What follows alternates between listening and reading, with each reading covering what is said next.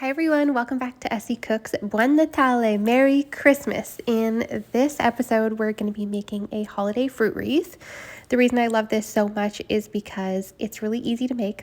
It's healthy. It's nice to have something healthy at a holiday party, and it suits pretty much every dietary requirement. So unless you have some weird like strawberry allergy or something, you could remove those. But for the most part, I mean, it's gluten-free, it's vegan, everything like that. So we're going to start with one bag of green grapes. Just cut them into little tiny bunches. You can see how I cut them on the side there and arrange them in a circle on a circular plate. I got this plate from the thrift store. Then we're going to need one package of mint. You can arrange this however you like. You want to make this look like a wreath, make it look really festive, so you can tuck them in the edges like that all around. You can put the mint all around underneath, but I like to put it on top as well. I feel like that just helps to cover up some of those stems and just makes it look more aesthetic and beautiful.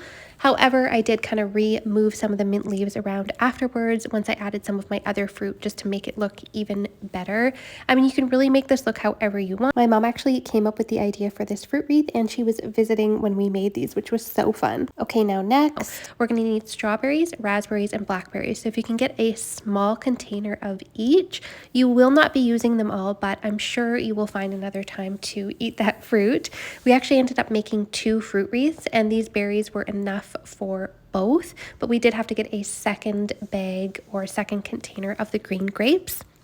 I just want to make sure you have enough of the green grapes to fully go around the outside of your round plate. So play around with it, decorate it however you like. You can see how those few fruits and the mint leaves all together just creates this beautiful final masterpiece. And since the grapes are cut into small little pieces, you might want to be the first one to grab it to show everybody, hey, guess what, you can grab at this, don't worry about ruining it.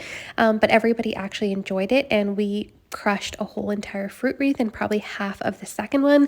We put this together really fast: some crackers, some cheese, some olives, some nuts, some seeds, some chips, and some sweet potato gluten-free brownies, which were so good. Of course, a little vino for the family get-together Christmas party. So I hope you love this video. If you want more ideas, I have a bunch of vegetarian and vegan ideas for holiday parties and for holiday meals. So please let me know in the comments below, like and follow for more.